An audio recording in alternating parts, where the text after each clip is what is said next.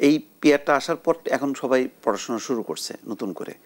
এই পড়াশোনা তো করতে একটু সময় লাগবে, 2-4-5 বছর জনগণের আমরা সবাই কিন্তু আসলে আফসা জানি কোন দেশে সফল হয়েছে কোন দেশে ব্যর্থ হয়েছে এটা তো জানি না। তো সুতরাং আগে মানে যদি লাস্ট দ্বাদশ জাতীয় সংসদ নির্বাচনটা যদি অবাধ নিরপেক্ষ হইতো এবং সেটা যদি তত্ত্বাবধায়ক সরকারের অধীনেই হইতো, তখনও কি দাবি থাকতো কিনা, আসতো কিনা এই পিআর পদ্ধতি, জুলাই সনদ বাস্তবায়ন বা আরও অনেকগুলি যে পয়েন্টগুলো, সেগুলি তো কিছুই আসতো না। আসতো শুধু মানে তত্ত্বাবধায়ক সরকার অধীনে একটা সুষ্ঠু নির্বাচন, ওইটাই। তো আমরা আসলে ওই আসল জায়গাটা না যে আমরা এদিক ওদিক যাচ্ছি। পৃথিবীর বুকে সরকার বা রাষ্ট্র কাঠামোর অনেক রকম পদ্ধতি আছে, সেগুলি পরীক্ষা নিরীক্ষা হয় কখন জানেন? যখন বেসিক জিনিসটা আপনার ঠিক থাকে। তা আমাদের বেসিকটা কি? আমাদের ভোট কাউন্টিং, কাস্ট এবং কাউন্টিং দুটোই হয় না, কাস্টও হয় না, কাউন্টিংও হয় না। আগে কাস্ট কাউন্টিংটা ঠিক করে, অর্থাৎ আপনি একটা বাড়ি বানাতে গেলে আগে তো নিজের ভিতটা করতে হয় না, অনেক ঢালাই দিয়ে নিচে, তারপরে আস্তে আস্তে আপনি করবেন। তো ওইটাই তো আপনার নাই। আপনি এখন একবারে সব কিছু চাইতেছেন, হঠাৎ করে আপনার ভিত্তি নেই, আপনি 200 তলা বানাবেন, পারবেন না, চাইলেও পারবেন না। তো এখন আগে সেই কাজটা করার জন্য আগে নির্বাচনটার যেটা অনেক দিন থেকে প্রচলিত ওই ব্যবস্থাটাই আগে আমরা ফেরার পর তারপরে আরও যুক্তরাষ্ট্রের পদ্ধতি কী, নিউজিল্যান্ডের পদ্ধতি কী, ডেনমার্কের পদ্ধতি কী, বা ক্যারিবিয়ান দ্বীপপুঞ্জের বিভিন্ন রাষ্ট্রগুলোতে কী কী পদ্ধতি, সেগুলো নিয়ে গবেষণা করেন, অসুবিধা নেই। আর গবেষণা করতে গেলে একটা জিনিস করতে হবে যে এটা একটা জাস্ট মানে এর মতন, সেবার মতন। আপনি আজকে আছেন কালকে নেই, এইরকম মানসিকতা। কে প্রধানমন্ত্রী কে রাষ্ট্রপতি এটা অধিকাংশ জনগণ জানবে না, এরকম একটা অবস্থায় নিয়ে আসতে হবে। কারণ আমাদের এখানে তো মানে রাষ্ট্রপতি, প্রাইম মিনিস্টার উল্টে গেল তো সব উল্টে গেল, এরকম যাতে না হয়। ওই যে জাপান, অনেকগুলো দেশে দেখবেন যে কে কখন কে, ওদের দেশে জনগণও জানে না। তার মানে এটাকে একটা ডাল ভাত করে ফেলছে। আমাদের এখানে তো ডাল ভাত না, আমাদের এখানে প্রধানমন্ত্রী মানে বিশাল ব্যাপার, সেই থাকবে, আর কখনো নড়বে না, তার কোনো বিকল্প থাকবে না। এইরকম কালচারটা যতক্ষণ না আনবেন ততক্ষণ এই যে পিআর বা টেকনিক্যাল অনেকগুলি বিষয় আছে সেগুলি আপনার ইমপ্লিমেন্ট করা যাবে না। এটা হলো বাস্তবতা। আপনি শুধু এখন 1 বছরের মধ্যে আপনি সব উল্টে ভুলে যাচ্ছেন কেন? আপনি শেখ হাসিনার আমলে কি কেমন ছিলেন, কি ছিলেন? দাবি তো একটাই ছিল তখন, সব রাজনৈতিক দলের এখনও তাদের ঘোষণাপত্র আছে, একটাই দাবি মূল, সেটা হচ্ছে তত্ত্বাবধায়ক সরকারের অধীনে একটা নিরপেক্ষ নির্বাচন। তো ওইটা আগে আপনি আদায় করেন করে, আর যদি মনে করেন পিআরটা খুব লাগবেই, আপনি যান মানে ভোটারদের কাছে যান, আমার কাছে আসেন, আমাকে বোঝান, 1 ঘন্টা ব্রিফ দেন, তারপর আমি বুঝি, তারপরে না আমি করবো। তো এখন তো আমার বোঝার ফুরসত নাই। ধর্মভিত্তিক রাজনৈতিক দলগুলো যেমনটি বলছে যে আমাদের যে বিদ্যমান পদ্ধতি FPTP, first past the post, সেটি আসলে জনরায়ের পুরোপুরি প্রতিফলন হয় না। আসলেই কি তাই? এই পদ্ধতি কি কম গণতান্ত্রিক? কোথায় গণতন্ত্র? আমি তো দেখলাম না। আপনার তো আমাদের বাংলাদেশে দেখেন যত আইন কানুন আছে, মানে এর থেকে যদি আপনি নাও কোনো কিছু অ্যাড করেন তাও 100 বছর চলতে পারবেন সুন্দরভাবে, কিন্তু প্রয়োগই তো নাই। ধরেন আপনার আইন আদালতে কি কোনো ঘুষের কোনো আছে, সিস্টেম আছে? নাই তো। বিচার উল্টে যাবে তেমন কি কোনো সিস্টেম আছে? নাই তো। তা আপনি তো ওইটাই ইমপ্লিমেন্ট করতে পারলেন না। আমরা হয়েছে কি, আমরা এক্সিস্টিং যেটা জিনিস সেটার বাস্তবায়নটাই করলাম না, আমরা আর মানে পট করে ওটা চেঞ্জ করে ফেলছি। আপনি পদ্ধতিতে কোনো সমস্যা দেখছেন না? কোনো সমস্যা না, মানসিকতায়, আমার মাথা, মনন, আপনার হলো চরিত্র, এগুলি ঠিক করেন, সব ঠিক হয়ে যাবে। ধন্যবাদ জানাচ্ছি মোস্তফা ফিরোজ আপনাকে। শাখাত হোসেন শান্ত, রাজনৈতিক অঙ্গনে পিআর পদ্ধতি নিয়ে চলমান আলোচনার মধ্যে সিইসি জানিয়েছেন সংবিধান ও আরপিওতে পিআর নেই, বিদ্যমান সংবিধান অনুযায়ী ফেব্রুয়ারির ভোট। খেলাফত মজলিস নিজাম ইসলাম পার্টি নাকি নিজাম ইসলাম বাংলাদেশ, এটা ধর্মভিত্তিক দল, পিআর চাচ্ছে, যুগপৎ আন্দোলনে নেমেছে। বিএনপি এবং বিএনপির সমমনা অনেক দল, তারা পিআর চাচ্ছে না। এখন পিআর সংবিধানে নেই, নির্বাচন কমিশনের যে বিধিবিধান সেখানে নাই। এখন যদি আপনি সংবিধান মানেন তাহলে সংবিধানে যেতে হবে, আর যদি সংবিধান না মানেন তাহলে সংবিধানের আওতায় এই সরকার, এই শপথ, এই যে এত কিছু কেন করলেন? পিআর নিয়ে তো কোনো আলোচনা এখানে ছিল না আসলে, কখনোই এই দাবিটা এইভাবে জামায়াত ইসলাম বা কেউ করে নাই। হঠাৎ করে তারা এটা আনলো মূলত এই দরদামের দাম বাড়ানোর জন্য। এটা অনেকে মনে করছে। দরদাম বলতে কি বোঝাতে চাচ্ছেন? দরদাম বলতে ইলেকশনে নানান রকমের বিহাইন্ড দ্য স্ক্রিন নেগোসিয়েশন থাকে, সেই নেগোসিয়েশনটা একটু সুবিধা পাওয়া, আর কিছু অনেকেই মনে করে না। বিএনপি মহাসচিবের বরাত দিয়ে এমন একটি প্রতিবেদন কিন্তু ভারতীয় পত্রিকায় প্রকাশিত হয়েছে, কিন্তু জামায়াত কিন্তু সেই বিষয়ে তীব্র নিন্দা জানিয়েছে। মহাসচিব নিজেই সেটা বলছেন যে এভাবে তিনি বলেন নাই, এটা বিভ্রান্তি ছড়ানো হয়েছে, পার্টির তরফ থেকে সেটা জানিয়ে দেওয়া হয়েছে। সুতরাং জামাত কি বলবে? বরং আমি বলি যে মোস্তফা ফিরোজ ভাই বলছিলেন যে পিআরের ব্যর্থ হওয়া সফলতা তো আমরা জানি না, জানাতে হবে। ব্যর্থতা আমরা টুকটাক জানি, সফলতা যেটুক জানি, সফলতা হলো দূরের সফলতা, সেই ইউরোপের সফলতা কিছু আছে। আর ব্যর্থতা চোখের সামনে ইতিমধ্যে 2টা ব্যর্থতা গত 2 বছরের মধ্যে আমরা জেনে ফেলে আগের থেকে বেড়েছে, এবং মানুষের অসন্তোষ এতটা বেড়েছে যে বাংলাদেশের কাছাকাছি একটা গণ অভ্যুত্থান মাত্র 2-3 দিনে সম্পন্ন হয়ে গেছে, এবং সুপ্রিম কোর্ট, সংসদ ভবন থেকে শুরু করে সবকিছুতে আগুন ধরিয়ে দিয়েছে। যদি পিআর সফল হতো এবং ওখানের মানুষকে আশ্বস্ত করতে পারত, গণতান্ত্রিক বিধি ব্যবস্থাকে উন্নত করতে পিআর ভূমিকা রাখতো, তাহলে তো এইরকম একটা গণ অভ্যুত্থান হওয়ার কথা না। শ্রীলঙ্কায় ডিস্ট্রিক্ট বেসড পিআর এবং মিক্সড অনেকটা, ওইখানে একই সঙ্গে জেলার মধ্যে একটা বৃহত্তর জেলা ধরে তাতে বিভিন্ন দলের প্রতীকের উপরে তারা প্রার্থী ঘোষণা করে, ফলে ওইখানে ওই কয়জন প্রার্থীকে তবু চেনার সুযোগ আছে। তারপর আবার ওই প্রেফারেন্স ভোটে আবার ক্যান্ডিডেটের নামেও ভোট দিতে হয়, তাতে করে হাইয়েস্ট যেই তিনজনকে দিতে পারে, এর মধ্যে হাইয়েস্ট যারা ভোট পাবে তাদেরকে আবার ডিস্ট্রিক্টের মধ্যে এমপি করা হয়।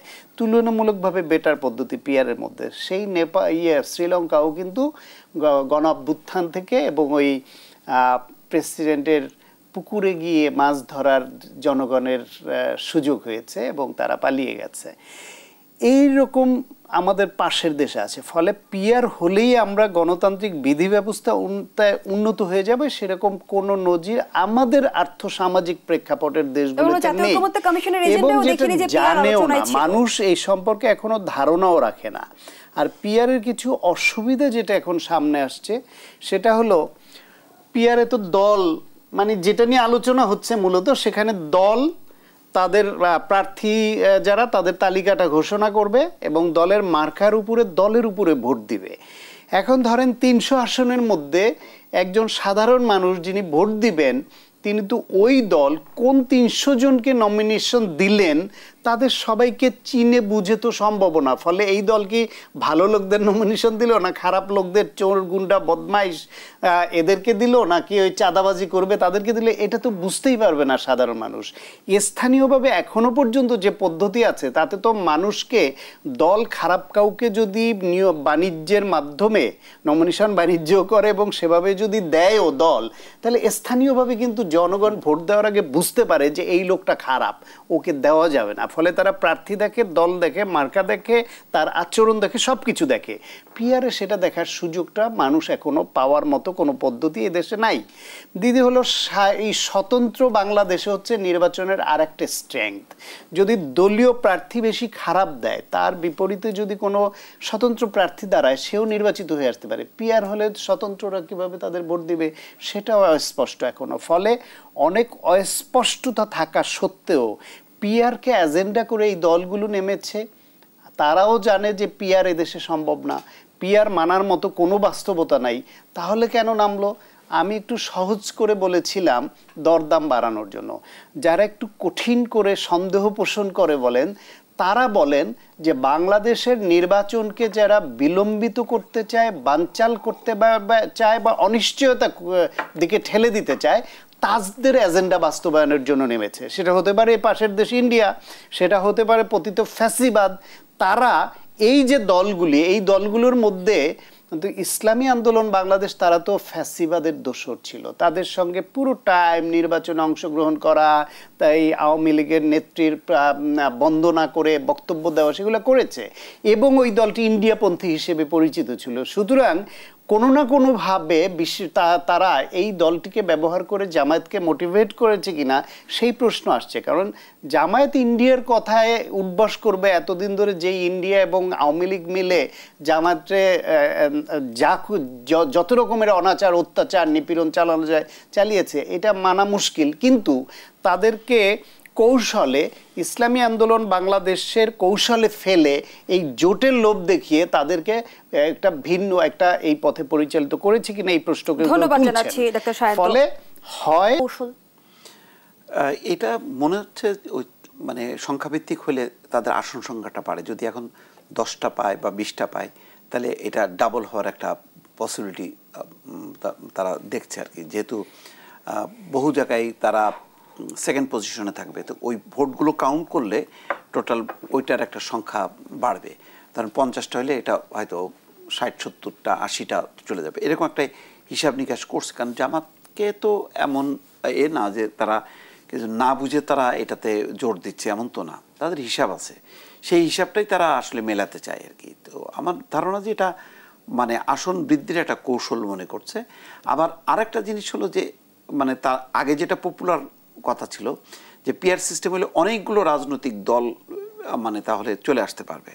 ধরেন যারা 3rd 4th হয়েছে তারা তো মানে যেহেতু মানে এক ভোটে হারলেও সে আর এমপি না, সুতরাং যে 3rd পজিশনে বা 4th পজিশনে আছে তাদের টোটাল ভোটটা যোগ করেও তারা যদি সব মিলায় 2টা বা 3টা বা 1টা আসন পায় তাহলেও আসতে পারে, পার্টিসিপেশনটা আসবে, এরকম কিছু যুক্তি তাদের আছে। কিন্তু সেই যুক্তিটা তো জামাত আর অন্যদের জন্য সুবিধার জন্য না, তারা নিজের জন্য চিন্তা করে যে তার আসন সংখ্যাটা বাড়বে। কিন্তু আসন সংখ্যাটা বাড়তে গেলে ওই টোটাল সরকারের এটা কাঠামোটা দুর্বল হয়ে যায়। অর্থাৎ সরকারি দল যদি যথেষ্ট পরিমাণ সংখ্যাগরিষ্ঠ আমাদের দেশে না পায় তাহলে কোনো সে মানে বিল টিল এগুলি পাস করতে পারবে না, সংবিধান সংশোধন করতে পারবে না, এই ঝামেলাটা হবে। বিশেষ করে এই সময় যেটা আছে জুলাই সনদ বাস্তবায়নের অনেক সাংবিধানিক কিছু পয়েন্ট থাকবে, সেগুলো যারা নির্বাচিত হবেন, যেটা বিএনপি বলছে যে 2 বছরের মধ্যে বাস্তবায়ন করবে, তাহলে তার যদি যথেষ্ট পরিমাণ সংখ্যাগরিষ্ঠতার নাম থাকে 70-80টা মতন যদি না থাকে 100, তাহলে সে সংবিধান সংশোধন করবে কি করে? তাহলে মানে এটাও একটা জটিলতা। আবার মানে নির্বাচন হবার পর এখন যতটুকু কোটা আছে নির্বাচন হবার পর কিন্তু সেই কোটা নাও থাকতে পারে, তখন দেখা যাবে যে একটা ভিন্ন রূপ মানে বিএনপি ভার্সেস জামাত সেই দ্বন্দ্ব সংঘাতটা মানে অনেক আরও তীব্র হচ্ছে। তখন হয়তো সবাই মিলে যে একটা ঠিক আছে আমরা জুলাই সনদে অমুক অমুক জিনিসগুলি সংবিধানের সাথে মানে সম্পর্কিত, সুতরাং আমরা বাস্তবায়ন করি, সেটা হয়তো আবার নাও থাকতে পারে। তো সুতরাং প্রচলিত পদ্ধতিটাকে আগে প্র্যাকটিস করা, কারণ এই প্র্যাকটিসটা আমরা কিন্তু করতে পারিনি। মাত্র 2টা বা 3টা টার্ম কিন্তু কোনো রকমই হয়েছে, তাও আমি বলবো যে এটা পূর্ণাঙ্গ না, এই কারণে ধারাবাহিকভাবে সংসদ বর্জন ছিল। সুতরাং আমাদের এই গণতন্ত্রের চর্চাটা প্রচলিত যেটা, সেটাকে চর্চা করতে করতে একটা পর্যায়ে গেলে আমি বললাম তো যে পিআর যে একেবারে অবাস্তব একেবারে ফালতু জিনিস বিষয়টা তা না, কিন্তু সেটার জন্য অনেক মানে সময় লাগবে, যেটা এখন সাফার করলো যে নেপাল এবং শ্রীলঙ্কা। তারা কারণ হলো তাদের ওই বেসটা তৈরি হয়নি, কারণ অনেক দিন মাওবাদী আন্দোলন হয়েছে, বাম আন্দোলন হয়েছে, এইরকম করতে করতে তারা এমন একটা সিস্টেমের মধ্যে ঢুকে গেল যে সিস্টেমটা ওই যে মানে বারবার সরকার পরিবর্তন হচ্ছে। সুতরাং প্রচলিত পদ্ধতিটাকে আগে বেস করতে হবে, কারণ যতগুলো গণতান্ত্রিক দেশ মেনলি এখনও টিকে আছে তারা কিন্তু এই প্রচলিত পদ্ধতিতেই।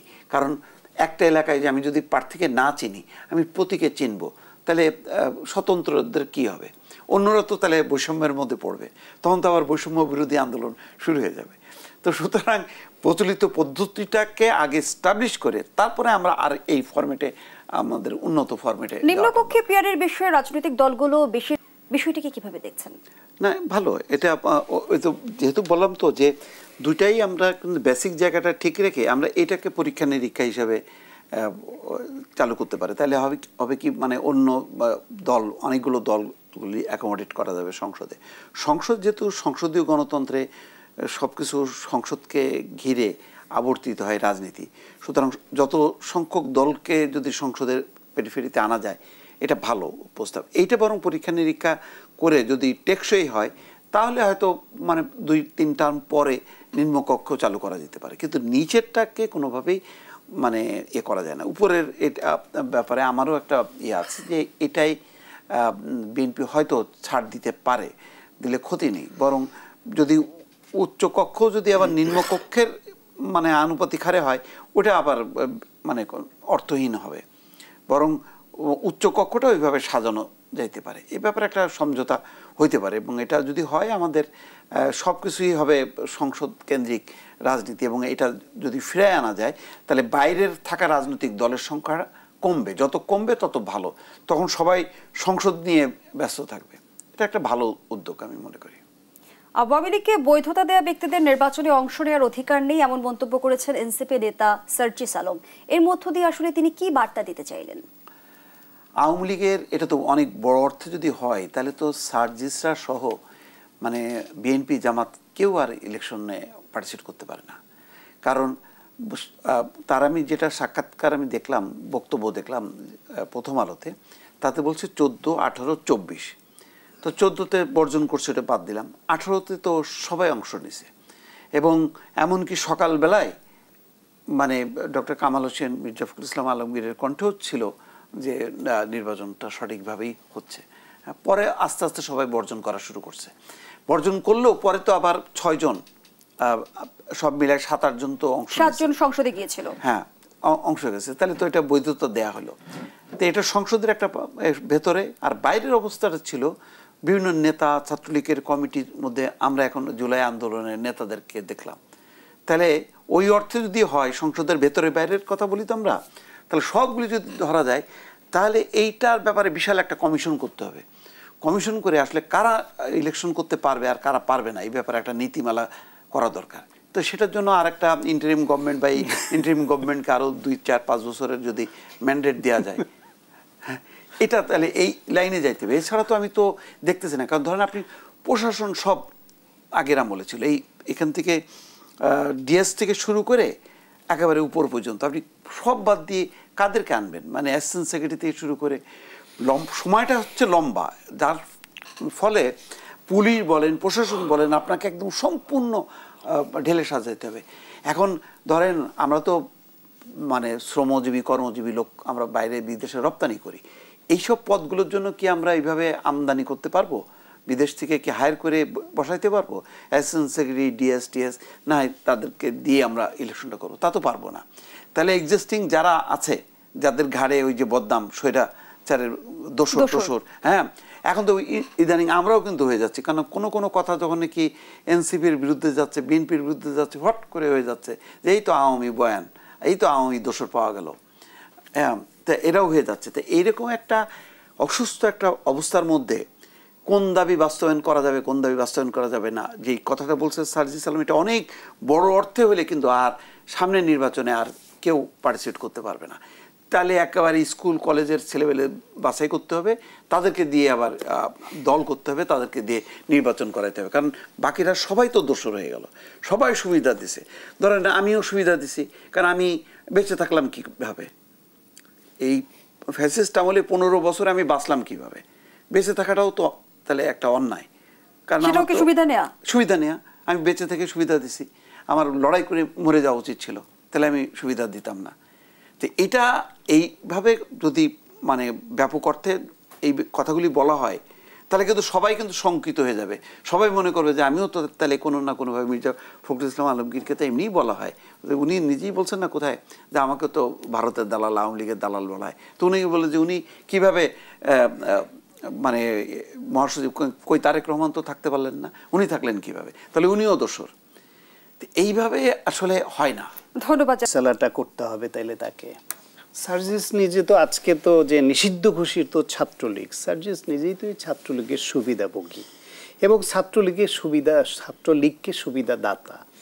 সার্জিস তো এখন তো আমরা বুঝতে পারি সে ভালো কথা বলে, একটু ইনফ্লুয়েন্স করতে পারে মানুষকে। তো ছাত্রলীগের হয়ে যখন কথা বলতো তখনও তো ছাত্রলীগের হয়েই ভালো কথা বলে মানুষকে ইনফ্লুয়েন্স করতো এবং ফ্যাসিবাদের পক্ষে বয়ান তৈরি করতে সার্জিসের এই ছোটোখাটো সুন্দর চেহারা আর তার এই যে সুন্দর কথা, এটা তো একটা। এই এনসিপির অনেকে যারা ছাত্রলীগের সঙ্গে পদ নিয়ে বা পদ ছাড়া তাদের সঙ্গে ছিল, কিংবা এই যে এখন ছাত্র শিবিরের যারা পদ নিয়ে বা পদ ছাড়া ছাত্রলীগের সঙ্গে ছিল, তারা এখন কোন অর্থে বাংলাদেশপন্থী বা কোন অর্থে গণ অভ্যুত্থানের পক্ষের শক্তি হয়ে দাঁড়ালো, কোন অর্থে গণতন্ত্রের পক্ষের শক্তি হয়ে দাঁড়ালো? কারণ 24-এর গণ অভ্যুত্থানে তারা ফ্যাসিবাদের বিপক্ষে অবস্থান নিয়েছে। তাহলে এইটাকে যদি আপনি একটা ইভেন্ট ধরেন, তাহলে আগেরগুলো তো অটোমেটিক্যালি অনেকটা নাল অ্যান্ড ভয়েড হয়ে যায়। এইখানের ভূমিকাকে আপনি যদি মুখ্য ধরেন, আর যদি শুধু এই ভূমিকাকেই মুখ্য ধরতে আপনি না চান, আগের ভূমিকাটাকে কাউন্ট করেন, তাহলে সার্জিস নিজেই টেকে না, ও বাতিলের খাতায় চলে যায়। তা আগে ওরা নিজেকে বাতিলের খাতায় নিয়ে ঘোষণা করে তারপর অন্যদের ব্যাপারে বলুক। তবে এটা সত্য যে আগে যারা আওয়ামী লীগের সঙ্গে হাত মিলিয়ে জাতীয় পার্টির অনেকে মন্ত্রী হয়েছেন, অনেকে পোস্টারে লিখেছে জাতীয় পার্টি মনোনীত আওয়ামী লীগ সমর্থিত প্রার্থী হয়েছে। যারা দলটাকে জাতীয় পার্টিকে বিপথে পরিচালিত করেছে, সেই ব্যক্তি হিসেবে সে রাজনৈতিক নেতাদের দুর্নীতি এবং ক্ষমতার অপব্যবহারের বা হাসিনার নির্দেশে দলকে পরিচালিত করবার জন্য শাস্তির আওতায় আনা যেতে পারে। কিন্তু দল হিসেবে জাতীয় পার্টিকে নিয়ে যদি আলাদাভাবে আনা হয়, শেষমেশ ওদের গঠনতন্ত্র অনুসারে চেয়ারম্যানের উপর দায়িত্ব দিল, চেয়ারম্যান যেই সিদ্ধান্ত দেয়। তার মানে জাতীয় পার্টির মূল কাঠামোটা হচ্ছে বাংলাদেশি জাতীয়তাবাদী বিশ্বাসী। তারা এই আওয়ামী লীগের সঙ্গে নৈকট্য অনুভব করে না, কিন্তু তাদের নেতৃত্বে যারা ছিল, যারা ইন্ডিয়া দ্বারা প্রভাবিত এবং আওয়ামী লীগ কানে ধরে ঘুরিয়েছে যাদেরকে, তারাই দলটাকে বিপদগামী করেছে। তাহলে আপনি সেই দোষে এখন যেই লোকগুলা প্রকাশ্যে বক্তৃতা দিয়ে মতামত দিয়েছিল ফ্যাসিবাদের অধীনে নির্বাচনে যাব না, তাদেরকে আপনি শাস্তি দেবেন, এটা কি অন্যায় না ওই দলের সাধারণ কর্মীদের উপরে? ভারতের প্রভাব বিস্তারের কথা, নগ্ন হস্তক্ষেপের কথা, এবার আওয়ামী লীগ বিহীন নির্বাচনে ভারতের প্রভাব বা ভূমিকা কি হতে পারে সে আলোচনায় ফিরতে চাই বিরতির পর। দর্শকদের সাথে পর্যায়ে আবারও বিরতিতে যাচ্ছি, সাথেই থাকুন।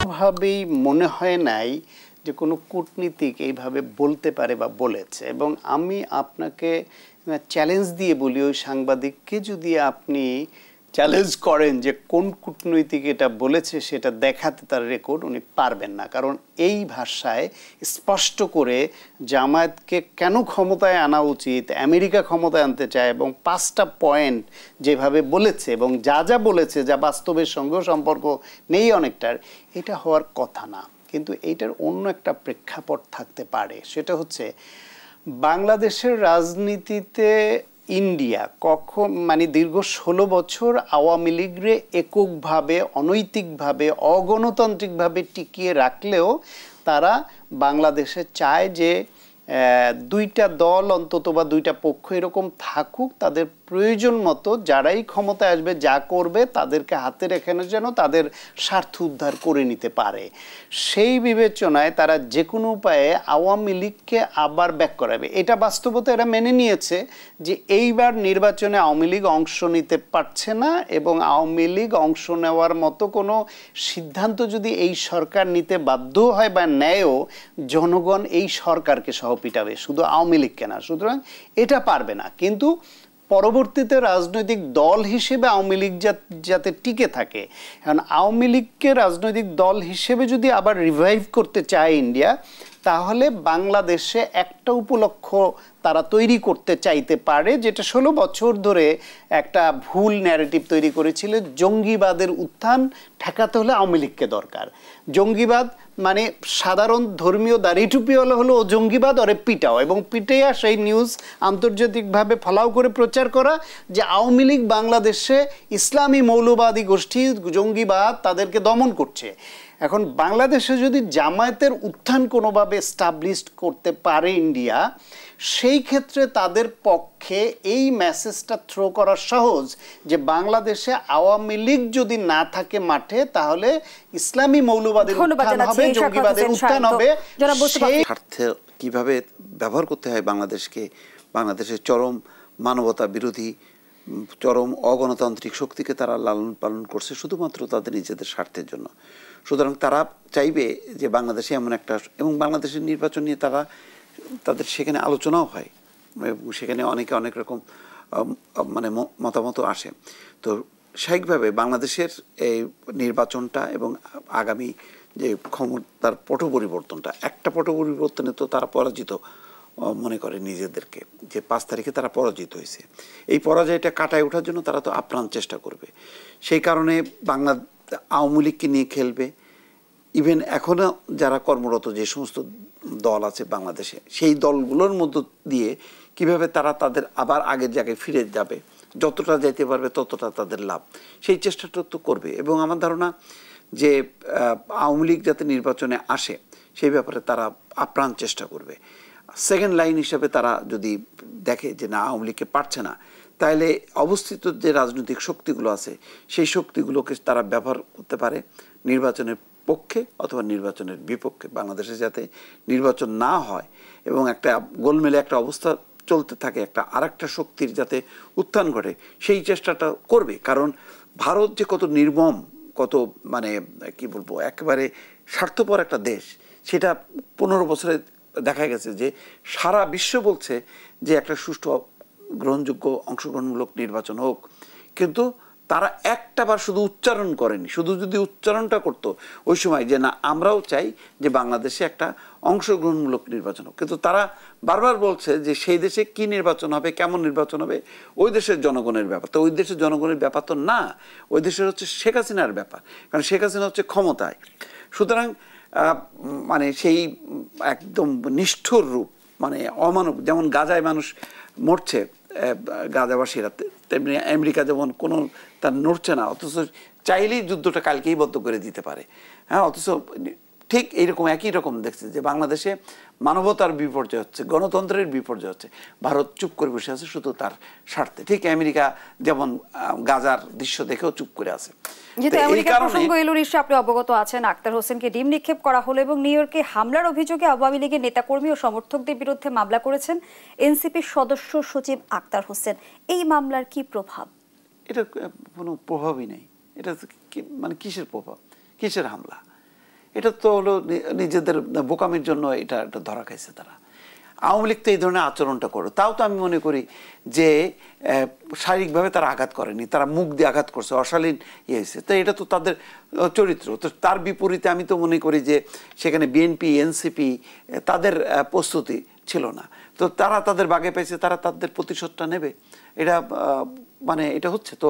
আর ডিমের এটা তো বাংলাদেশের আদালত চত্বরে ডিম পড়ছে, এজলাসের ভিতরে সাংবাদিককে পেটানো হয়েছে, তো সেখানেও তারা তাদের শক্তিটা দেখাচ্ছে। এই ব্যাপারে ওখানে